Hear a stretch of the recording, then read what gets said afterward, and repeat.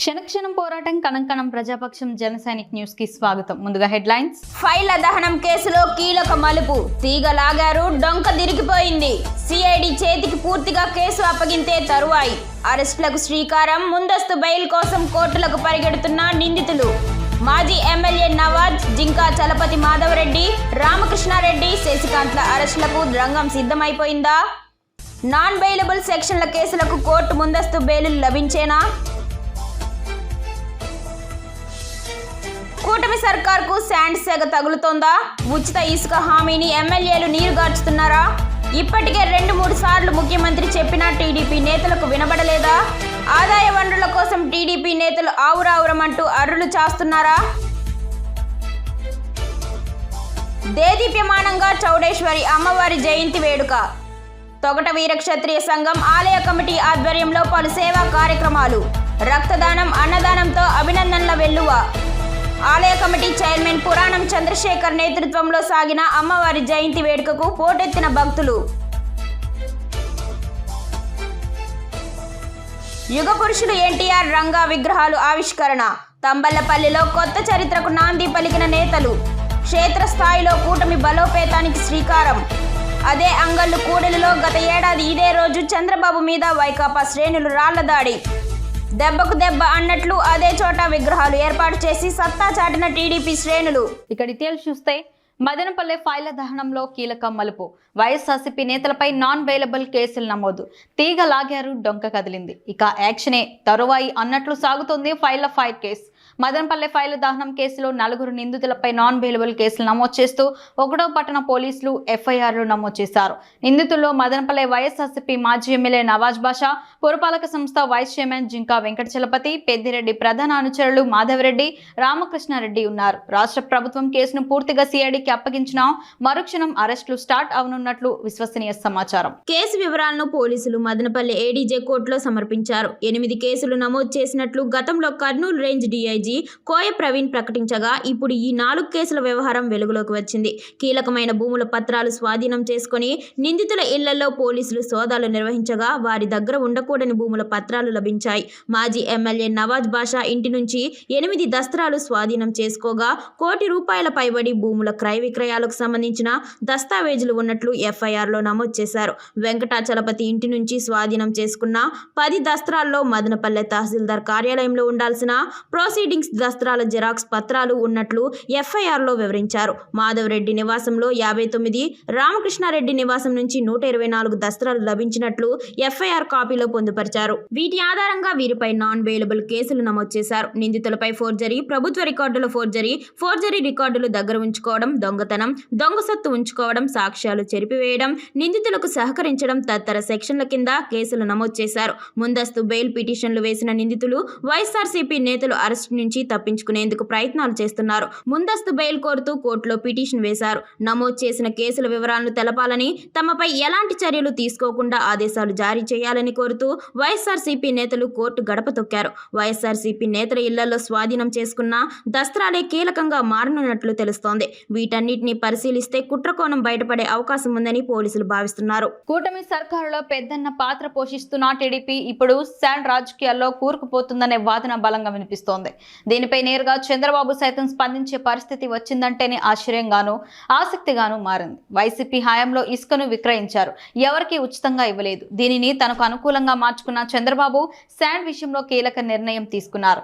తాము అధికారంలోకి వస్తే ఇసుకను ఉచితంగా ఇస్తామన్నారు. కేవలం రవాణా, కూలి ఖర్చులు మాత్రమే భరిస్తే చాలని పాత పాలసీనే కొత్తగా తీసుకువచ్చారు. దీంతో ప్రభుత్వానికి మంచి పేరు వస్తుందని కూడా చంద్రబాబు ఆశలు పెట్టుకున్నారు. అంతేకాదు, ఇప్పటి వరకు ఇసుక కారణంగా ఇబ్బందులు పడిన ప్రజలకు మేలు చేస్తున్నామని కూడా ఆయన భావించారు. కానీ ఎక్కడో ఇది తేడా కొట్టింది. అనుకున్నంత మైలేజీ అయితే రావడం లేదు. పైగా ప్రజల నుంచి తీవ్ర విమర్శలు వస్తున్నాయి. ఎక్కడికక్కడ ఇసుక విషయంలో వివాదాలు కూడా తలెత్తుతున్నాయి.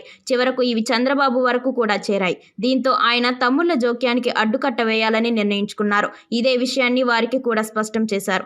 ఎవరూ జోక్యం చేసుకోవద్దని ముఖ్యంగా ఎమ్మెల్యేలకు తేల్చి చెప్పారు. అయితే పార్టీ అధికారంలోకి వచ్చి 2 నెలలు అయిపోయినా తమకు ఆదాయ వనరు కనిపించడం లేదని తమ్ముళ్లు వాపోతున్నారు. సహజంగా ప్రభుత్వం తమ పార్టీ వారికి ఎంతో కొంత మేలు చేస్తుంది. ఈ క్రమంలోనే కాంట్రాక్టులు కొన్ని వారికి దక్కేలా చేసింది. కానీ ఇప్పటి వరకు చంద్రబాబు సర్కార్ అలా చేయలేదు. దీంతో తమ్ముళ్లు రాష్ట్ర వ్యాప్తంగా ఇసుక విషయంలో జోక్యం చేసుకుంటూ బాగానే వెనకేసుకుంటున్నారనేది చంద్రబాబు వరకు వచ్చిన వాస్తవం. దీంతో మరోసారి కూడా ఆయన హెచ్చరించి వదిలేశారు. కానీ క్షేత్రస్థాయిలో పరిస్థితి మాత్రం ఇబ్బందిగానే ఉంది. దీనిపై తాజాగా ప్రజా దర్బార్లోనూ ఫిర్యాదులు వెల్లువెత్తాయి. దీంతో సీఎం సీరియస్ అయ్యారు. మరి మున్ముందు ఏం చేస్తారో చూడాలి. ఆదివారం శ్రీ చౌడేశ్వరి అమ్మవారి జయంతి వేడుకలు వైభవంగా నిర్వహించారు. చౌడేశ్వరి దేవి దేవస్థానంలో శ్రీ చౌడేశ్వరి అమ్మవారు, శ్రీ మహాగణపతి స్వామివారు, శ్రీ సుబ్రహ్మణ్యేశ్వర స్వామివారు భక్తాదులకు ప్రత్యేక అలంకరణలో దర్శనమిచ్చారు.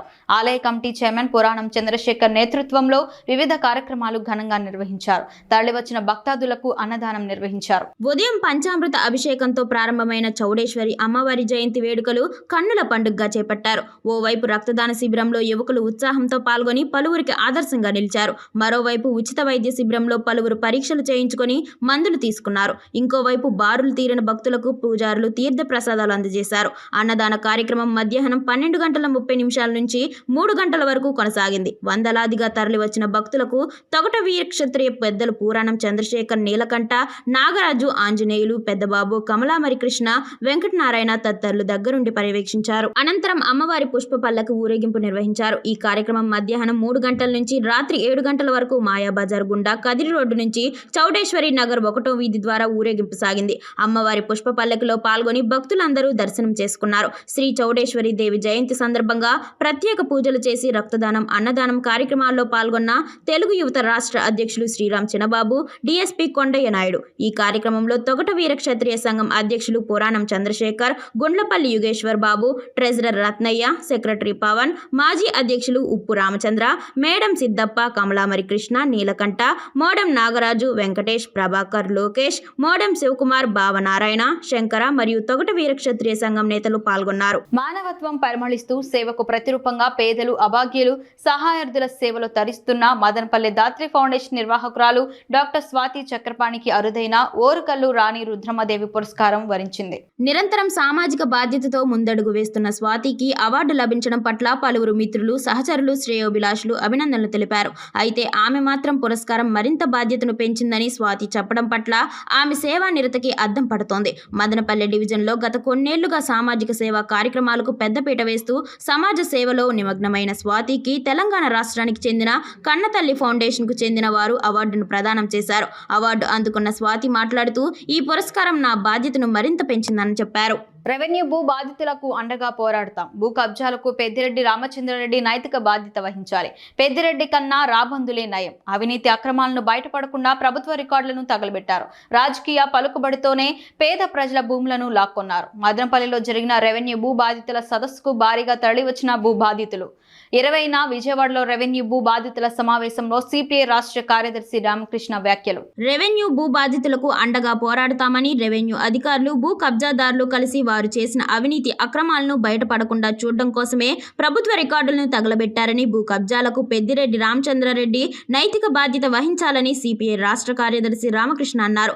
మదనపల్లి సబ్ కలెక్టర్ కార్యాలయంలో జరిగిన ప్రభుత్వ రికార్డుల కాల్చివేతను నిరసిస్తూ ఆదివారం రెవెన్యూ భూ బాధితులతో సిపిఐ ఆధ్వర్యంలో స్థానిక ఎన్టీఆర్ సర్కిల్లోని రాజ్ భవన్ ఫంక్షన్ హాల్లో సమావేశాన్ని సిపిఐ జిల్లా కార్యదర్శి పిఎల్ నరసింహులు అధ్యక్షతను నిర్వహించారు. ఈ సందర్భంగా రామకృష్ణ మాట్లాడుతూ, రాజకీయ పలుకుబడితో పేద ప్రజల భూములను లాక్కున్నారని, అనేక మంది పేదలు తమ భూములను బలవంతంగా లాక్కున్నారని, మా భూములు మాకు ఇప్పించండి అని మదనపల్లి సబ్ కలెక్టర్ కార్యాలయం చుట్టూ తిరుగుతున్నారని తెలిపారు.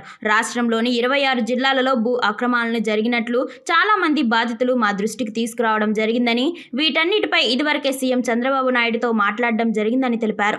బాధితులకు అండగా సిపిఐ నిలబడుతుందని, రెవెన్యూ భూ బాధితులతో ఈ నెల 20న విజయవాడలో సమావేశం ఏర్పాటు చేసి మీ సమస్యలపై సీఎం చంద్రబాబు నాయుడు దృష్టికి తీసుకువెళ్లడం జరుగుతుందని తెలిపారు.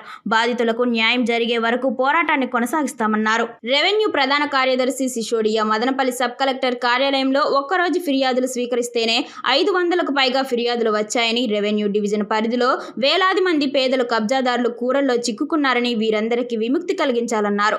భూ బాధితుల సమస్యలు పరిష్కారం అయ్యే వరకు సిపిఐ బాధితులకు అండగా ఉంటుందని తెలిపారు. అనంతరం మదనపల్లె పీలేరు నియోజకవర్గంలోని భూ బాధితుల వారి సమస్యలను రామకృష్ణ దృష్టికి తీసుకువచ్చి అర్జీలను సమర్పించారు. ఈ కార్యక్రమంలో సిపిఐ రాష్ట్ర కార్యవర్గ సభ్యులు రామానాయుడు, సహాయ కార్యదర్శి మహేష్, కార్యవర్గ సభ్యులు కృష్ణప్ప, సాంబశివ, సుధీర్ కుమార్, మనోహర్ రెడ్డి, సుమిత్ర, నియోజకవర్గ కార్యదర్శి కె మురళి, మాధవ్ తదితరులు పాల్గొన్నారు.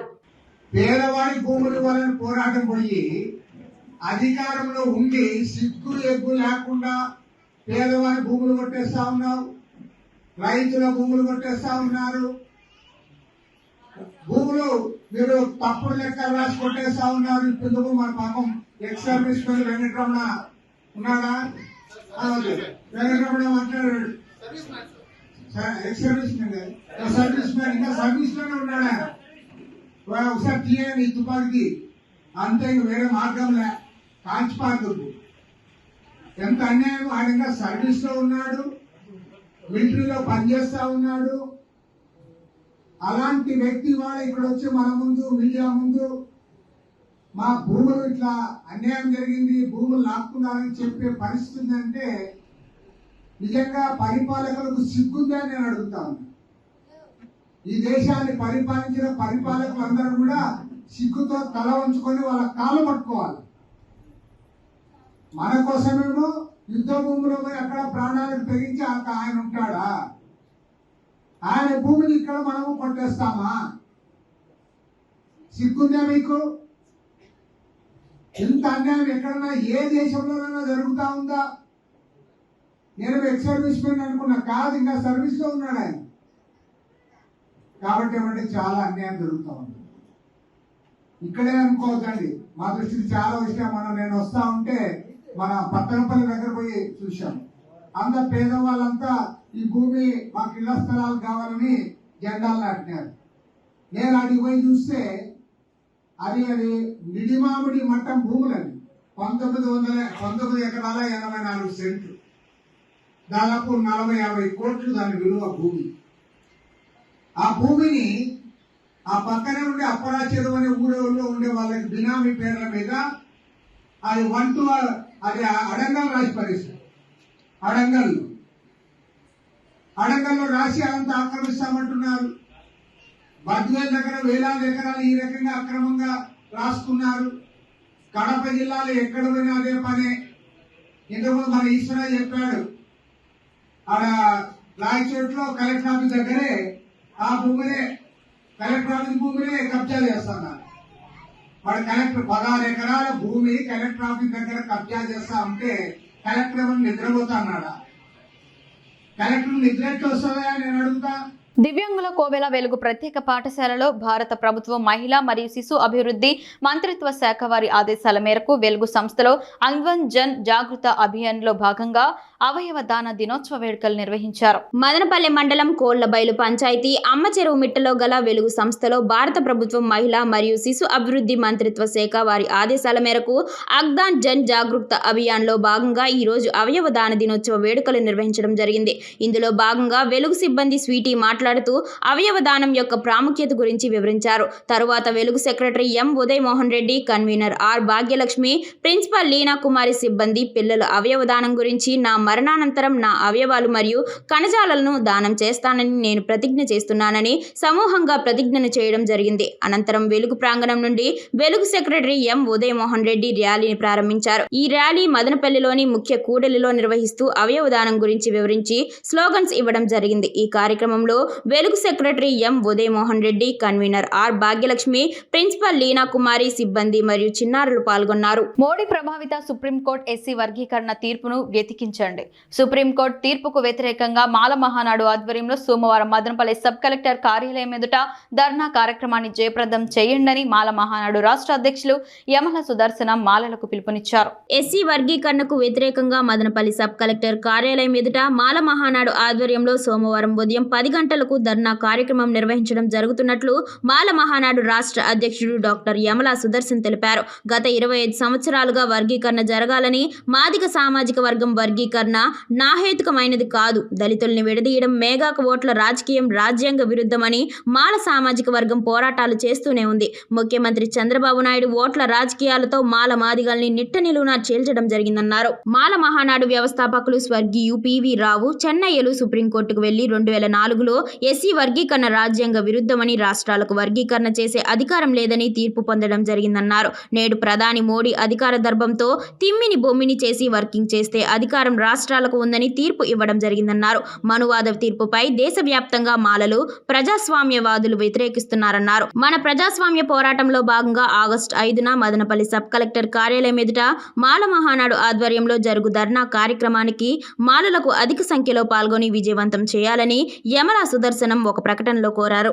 జస్టిస్ అంతా కలిసి 1+6 ఒక ఎస్సీ వర్గీకరణ పైన ఒక తీర్పు ఇచ్చారు.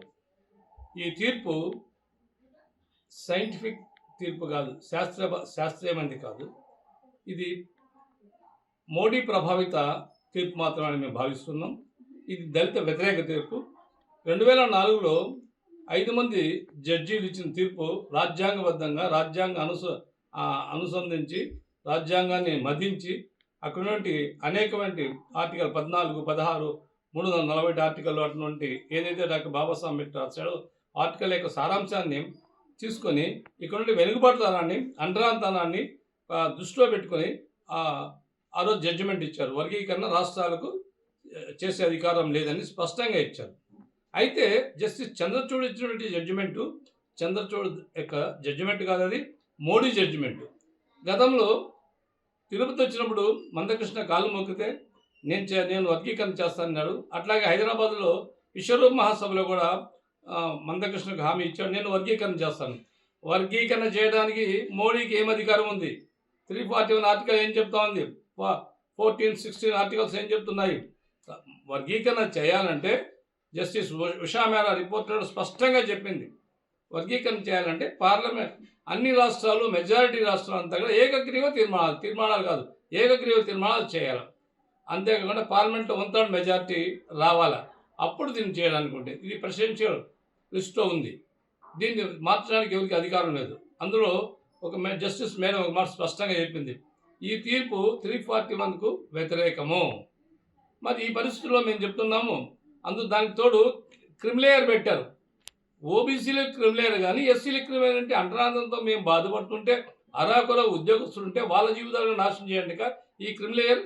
మరి మేము చెప్తున్నాం. యుగ పురుషులు ఎన్టీఆర్, వంగవీటి రంగా విగ్రహాల ఆవిష్కరణ. అన్నమయ్య జిల్లా తంబళపల్లి నియోజకవర్గం కురబలకోట మండలం అంగల్లు 3 రోడ్ల కూడలిలో మహనీయులు తెలుగుదేశం పార్టీ వ్యవస్థాపక అధ్యక్షులు, మాజీ ముఖ్యమంత్రి వర్యులు, విశ్వవిఖ్యాత నట సార్వభౌమ నందమూరి తారక రామారావు విగ్రహాన్ని, అలాగే విజయవాడ బొబ్బిలిగా ప్రసిద్ధి చెంది ప్రజానాయకుడుగా, పేద ప్రజల దేవుడుగా బాసిలిన, ఉమ్మడి ఆంధ్రప్రదేశ్ వ్యాప్తంగా అసంఖ్యమైన అభిమానులను సొంతం చేసుకున్న స్వర్గీయ వంగవీటి మోహనరంగా విగ్రహాన్ని అత్యంత ప్రతిష్టాత్మకంగా తంబళ్లపల్లె టీడీపీ శ్రేణులు ఆవిష్కరించారు. తంబళ్లపల్లె నియోజకవర్గం ఎన్డీఏ కూటమి నాయకులు, కార్యకర్తలచే ఆదివారం సాయంత్రం రాష్ట్ర రవాణా శాఖ మంత్రి మండిపల్లి రాంప్రసాద్ రెడ్డి ముఖ్య అతిథిగా హాజరై విగ్రహాలు ఆవిష్కరించారు. ఇదే రోజు గత ఏడాది ఇదే అంగల్లు 3 రోడ్ల కూడలి ప్రాంతంలో చంద్రబాబు నాయుడు మీద వైకాపా నాయకులు దాడులకు తెగబడ్డారు. వందలాది మంది టీడీపీ వారి మీద కేసులు నమోదయ్యాయి. దీంతో గత ఏడాది కాలంగా కసితో రగిలిపోయిన టీడీపీ శ్రేణులు విజయదాహంతో రగిలిపోయాయి. కూటమి అధికారంలోకి వచ్చింది. దీంతో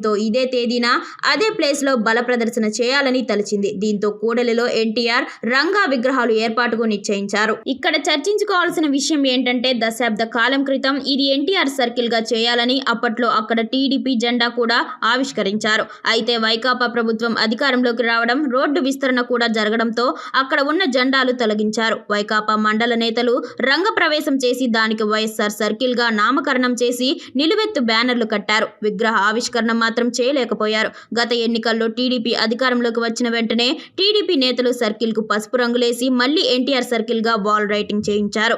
ఇదే కూడలిలో ఎన్టీఆర్ రంగా విగ్రహాలు ఆవిష్కరణ చేసి టీడీపీ జనసేన బంధాన్ని మరింత పటిష్టపరిచేకి శ్రీకారం చుట్టారు. వార్తలు ముగించే ముందు హెడ్లైన్స్ మరోసారి. ఫైళ్ల దహనం కేసులో కీలక మలుపు, తీగ లాగారు, డొంక దిరిగిపోయింది. సిఐడి చేతికి పూర్తిగా కేసు అప్పగింతే తరువాయి. అరెస్టులకు శ్రీకారం, ముందస్తు బెయిల్ కోసం కోర్టులకు పరిగెడుతున్న నిందితులు. మాజీ ఎమ్మెల్యే నవాజ్, జింకా చలపతి మాధవరెడ్డి, రామకృష్ణారెడ్డి, శశికాంత్ల అరెస్టులకు రంగం సిద్ధమైపోయిందా? నాన్ బెయిలబుల్ సెక్షన్ల కేసులకు కోర్టు ముందస్తు బెయిల్ లభించేనా?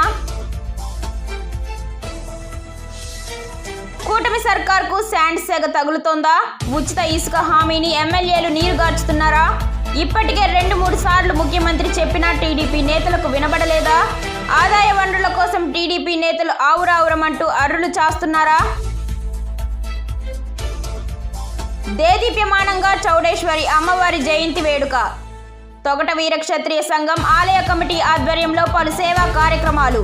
రక్తదానం, అన్నదానంతో అభినందనల వెల్లువ. ఆలయ కమిటీ చైర్మన్ పురాణం చంద్రశేఖర్ నేతృత్వంలో సాగిన అమ్మవారి జయంతి వేడుకకు పోటెత్తిన భక్తులు. యుగ పురుషులు ఎన్టీఆర్ రంగా విగ్రహాలు ఆవిష్కరణ. తంబళ్లపల్లిలో కొత్త చరిత్రకు నాంది పలికిన నేతలు. క్షేత్రస్థాయిలో కూటమి బలోపేతానికి శ్రీకారం. అదే అంగళ్ళు కూడలిలో గత ఏడాది ఇదే రోజు చంద్రబాబు మీద వైకాపా శ్రేణులు రాళ్ల దాడి. దెబ్బకు దెబ్బ అన్నట్లు అదే చోట విగ్రహాలు ఏర్పాటు చేసి సత్తా చాటిన టీడీపీ శ్రేణులు. క్షణక్షణం పోరాటం, కణంకణం ప్రజాపక్షం. జన సైనిక్ న్యూస్ ఇంతటితో సమాప్తం. తిరిగి రేపటి బులెటిన్లో మళ్ళీ కలుసుకుందాం. అంతవరకు సెలవు, నమస్కారం.